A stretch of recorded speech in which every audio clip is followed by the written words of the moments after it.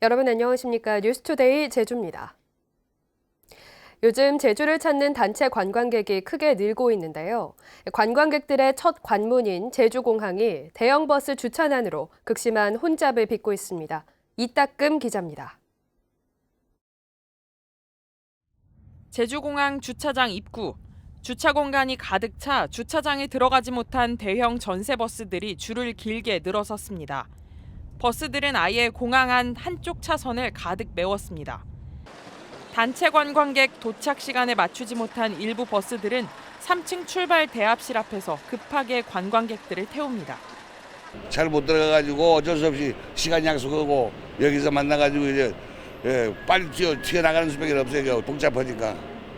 주차장 안도 혼잡하기는 마찬가지. 보시는 것처럼 대형 버스 수십 대가 주차장 안에 들어와 있지만 주차 공간이 없어 주차를 못해 기다리고 있는 상황입니다. 제주공항 여객터미널 주차면 수 2,000면 가운데 대형 버스 주차 공간은 57면, 코로나19 이전보다 3분의 1가량이 줄었습니다. 버스 전용 주차구역에 코로나19 임시 선별 진료소를 설치해 사용되다 철거된 뒤 공항공사가 해당 구역을 이용객이 늘어난 일반 승용차 주차장으로 변경했는데 최근에 단체 관광객도 급증해 수용이 어렵게 된 겁니다. 이 때문에 버스 기사들은 주차를 위해 2-3시간 대기하기 일쑤. 거대한 전세버스 행렬에 일반 차량들까지 뒤엉켜 공항 도로는 극심한 혼잡이 빚어지고 있습니다. 이거 색한 가지고는 턱수업이 부족해요. 보면 들어오려고 하면 3층 저 진입로 입구에서부터 밀려서 여기까지 오는데도 2시간 걸려버린다고 어떤 때는. 공항공사 측은 관제탑 부지에 추가 조성 중인 주차장이 다음 달 일부 완공되면 버스 주차면을 늘리겠다는 계획이지만 당장 추가 공간 확보는 어려워 이용객들의 불편과 혼잡은 이어질 것으로 보입니다. MBC 뉴스 이따금입니다. 포화 상태에 이른 제주 하수 처리장의 처리 용량을 늘리고 시설을 지하화하는 현대화 사업의 핵심 과제는 하수 처리 과정을 중단하지 않으면서 어떻게 공사를 마무리 짓느냐 하는 건데요. 최근에 비슷한 공사를 마친 다른 지역에서는 어떻게 진행했는지 취재했습니다. 박주연 기자입니다. 국내 처음으로 하수처리 시설을 지하화한 경기도 안양시 박달 하수처리장. 지상에 있는 체육시설과 공원이 조성돼 겉으로만 보면 하수처리 시설이 맞는지 모를 정도입니다. 지난 2013년 말 착공해 2017년 초 완공까지 이곳은 하루 처리 하수 30만 톤 가운데 18만 톤을 인근의 석수처리장으로 보냈습니다. 처리 물량의 절반 이상을 인근의 다른 처리장으로 보내 공사를 진행한 겁니다. 국내에서 가장 많은 하수를 처리하는 서울시 서남물 재생센터는 단계별 공사 방법을 선택했습니다. 1단계로 전체 처리량 163만 톤 가운데 25% 정도인 36만 톤에 대한 처리 시설을 지하화한 겁니다. 나머지 추가 시설 개선 계획은 아직 검토 중입니다.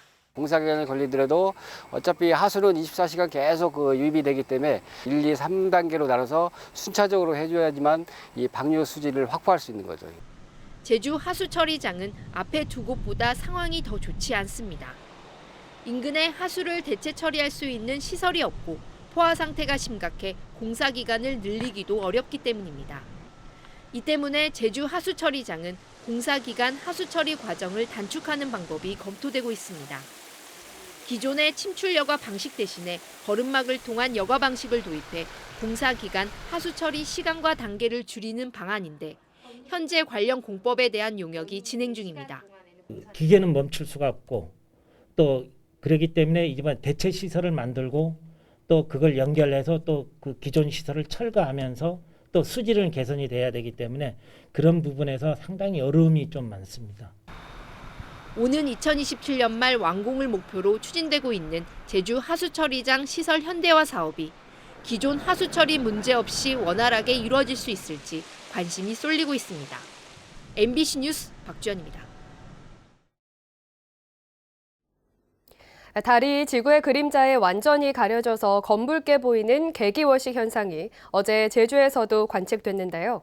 5시간 가까이 펼쳐졌던 우주쇼를 카메라에 담았습니다. 함께 감상해 보시죠.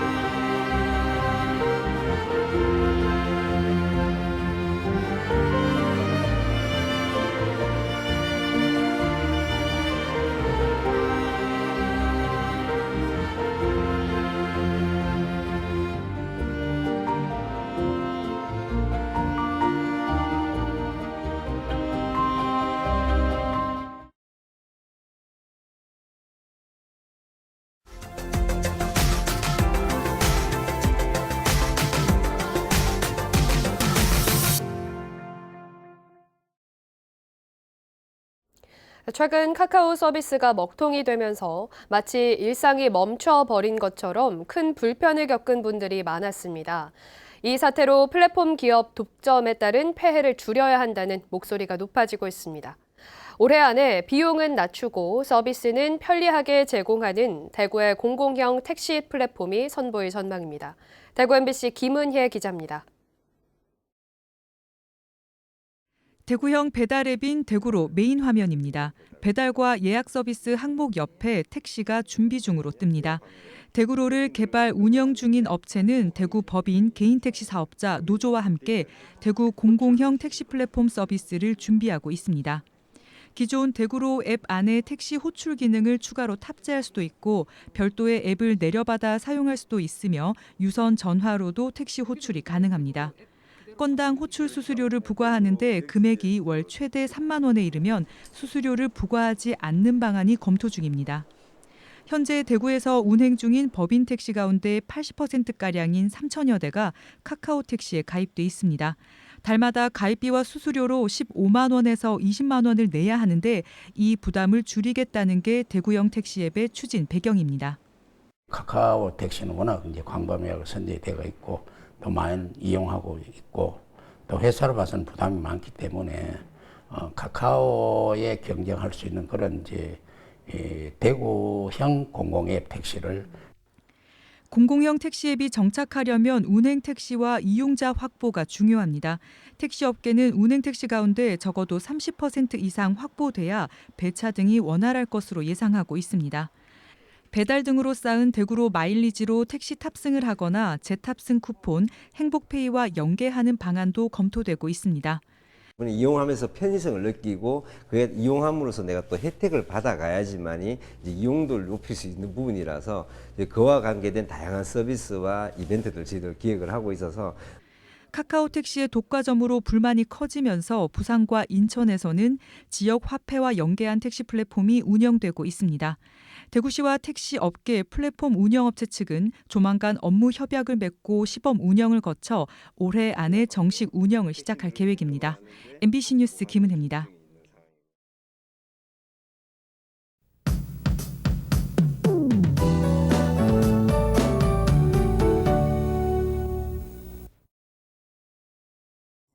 오늘도 큰 일교차에 유의하시기 바랍니다. 밤사이 복사 냉각이 이루어지면서 아침 기온이 제주 북부 지역은 12도, 성산은 9도 안팎으로 떨어졌습니다. 낮에는 포근해서 가벼운 옷차림하셔도 무리 없겠는데요. 오늘 낮 기온 22도까지 오르겠고 일교차가 10도 이상 크게 벌어지겠습니다. 저녁 퇴근길에는 다시 쌀쌀해지겠습니다. 이 고기압의 영향으로 연일 맑은 날씨가 이어지고 있지만 내일은 제주 남쪽 해상을 지나는 저기압의 영향을 받겠습니다. 내일 제주에 촉촉한 가을비가 오겠는데요. 새벽부터 낮 사이에 5에서 20mm 정도의 비가 예상됩니다. 내일은 작은 우산 챙기시기 바랍니다. 오늘 제주의 하늘 표정은 좋습니다. 전 지역에서 구름 없이 맑은 하늘이 드러나겠고요. 공기질은 보통 수준을 보이겠습니다. 제주 산지를 중심으로는 건조하고 메마른 곳이 있어서 화재 위험이 있는데요. 금연과 소각 행위는 자제하시기 바랍니다. 자세한 기온 보시면 현재 기온 산지 성판악은 8도, 동부 지역 11도를 보이고 있고요. 서부 지역은 16도를 보이면서 비교적 선선하게 시작하고 있습니다. 오늘 낮 최고 기온은 북부 지역 22도까지 오르겠고 그 밖의 지역은 21도 안팎이 예상됩니다. 어제와 비슷하거나 조금 높겠습니다. 도서 지역도 맑은 가운데 가을 날씨가 이어지겠습니다. 마라도와 가파도는 낮 기온 22도까지 오르겠습니다. 오늘 제주 해상의 물결은 잔잔하게 일겠는데요. 내일부터는 제주 해상에도 비가 오면서 천둥 번개가 치는 곳이 있겠습니다. 해상 안전사고에도 유의하셔야겠습니다. 주말에도 건조함을 달래줄 비 소식이 있는데요. 일요일에 비가 그친 뒤에는 기온이 뚝 떨어지면서 날이 쌀쌀해지겠습니다. 기상정보였습니다.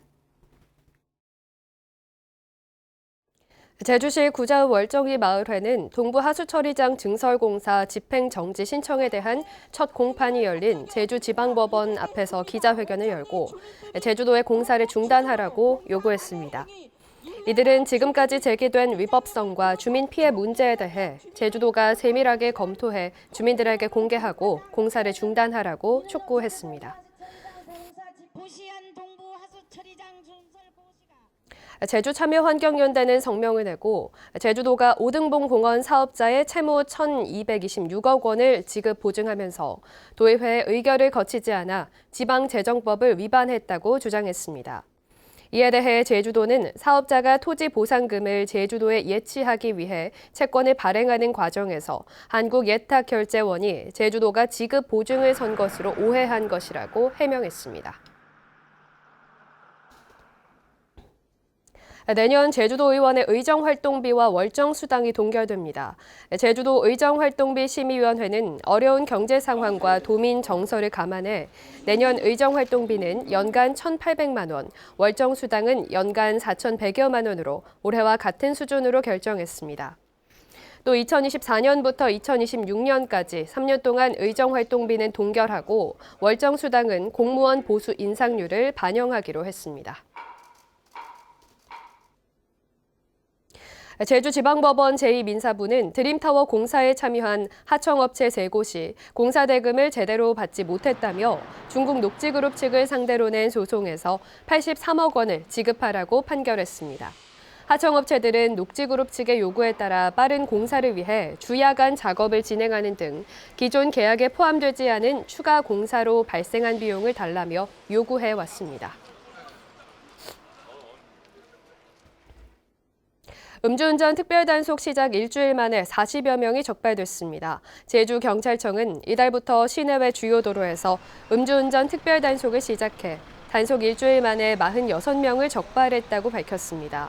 적발된 운전자 가운데는 면허 취소가 22명, 면허 정지가 24명으로 집계됐는데 경찰은 연말까지 주요 도로에서 단속을 계속할 방침입니다.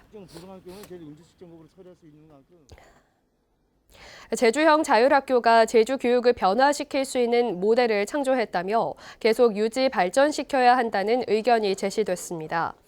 제주형 자율학교 발전 방향 정책 토론회에서 김용 한국교원대 교수는 주제 발표를 통해 이같이 말하고 기존 자율학교 외에 미래형 학교 교육의 모델을 개발할 수 있는 새로운 유형의 자율학교를 운영해야 한다고 밝혔습니다.